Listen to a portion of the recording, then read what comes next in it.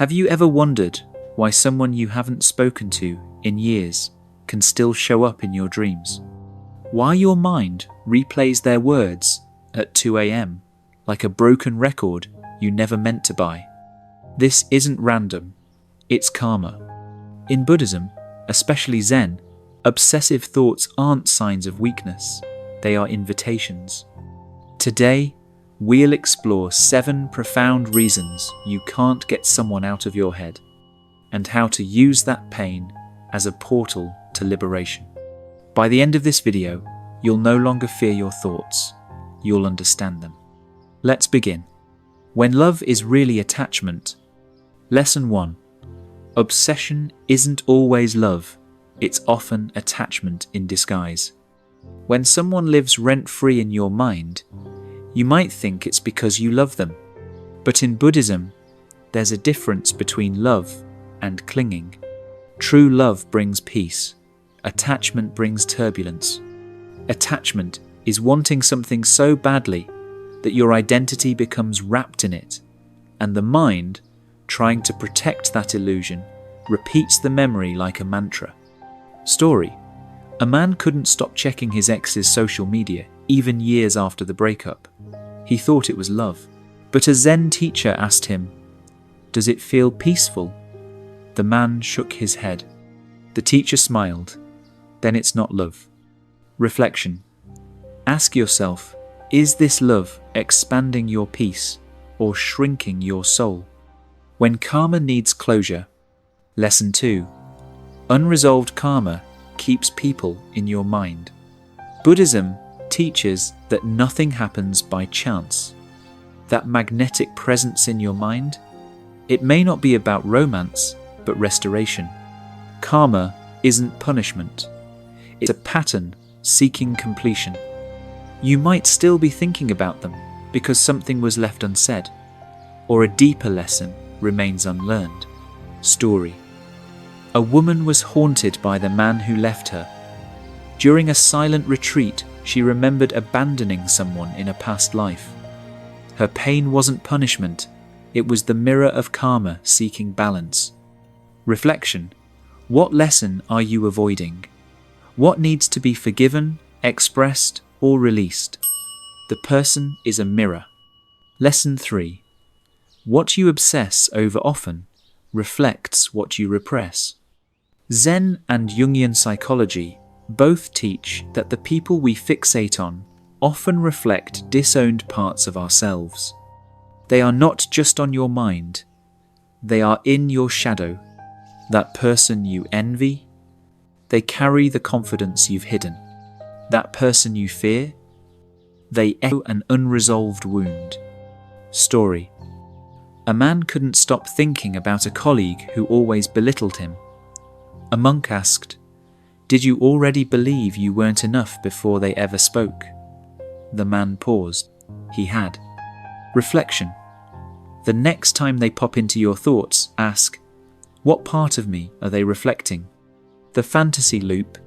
Lesson 4. You're clinging to an outcome, not the person. Often, it's not them you're obsessed with, it's the story your mind created around them. Attachment to outcome is the source of suffering. You want closure, or revenge, or one more chance. But Zen teaches the beginner's mind, a mind free of expectation. Story. A man replayed his breakup daily, imagining how he could win her back. When asked what he really missed, he admitted, "Not her, the fantasy of who I wanted her to be." Reflection. Let go of the storyline. Accept the present, not the projected version you've clung to. You've merged with the thought. Lesson 5. Identification with thought is the trap. You are not your thoughts. But obsession happens when you believe every thought you think. Your mind is a sky, thoughts are clouds. Story. A woman kept thinking, "He must be my soulmate." A monk replied, "That's a thought, not a truth. Watch it float by, and you'll see it pass." Reflection. Instead of saying, "I miss them," try.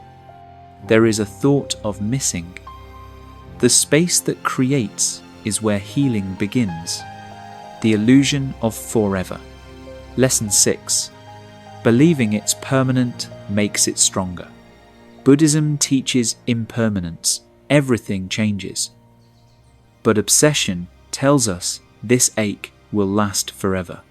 This too will pass. Pain, longing, nostalgia, they all shift. But when you tell yourself this will always matter, you reinforce the illusion. Story. A woman believed she'd never stop loving her ex, but one day she woke up and didn't think of him at all. She cried not from missing him, but from realizing healing had happened quietly. Reflection. Stop saying, "I'll always feel this."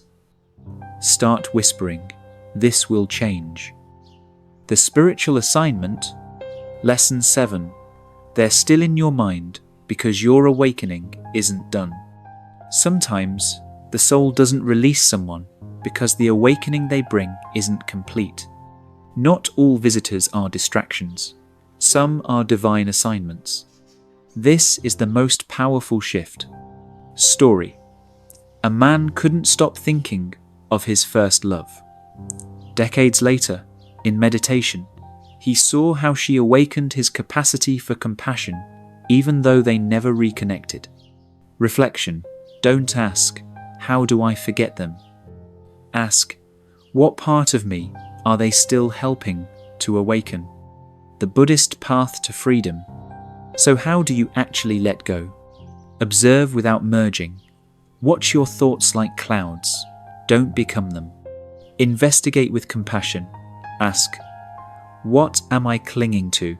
What's unfinished?" Let go through acceptance. Let thoughts come. Let them go.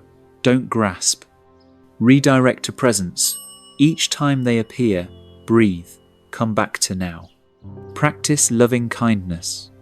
Wish them well. Wish yourself peace. Release with love. Zen metaphor. Your mind is a river. They are the stone. Let the water keep flowing. Eventually, they will settle to the bottom or be carried away. Either way, you are free. If they're still in your head, don't panic. Don't blame yourself. Just begin to listen. Begin to observe. Begin to release. Because maybe they're not here to torment you. Maybe they're here to transform you. What is this person showing me about myself?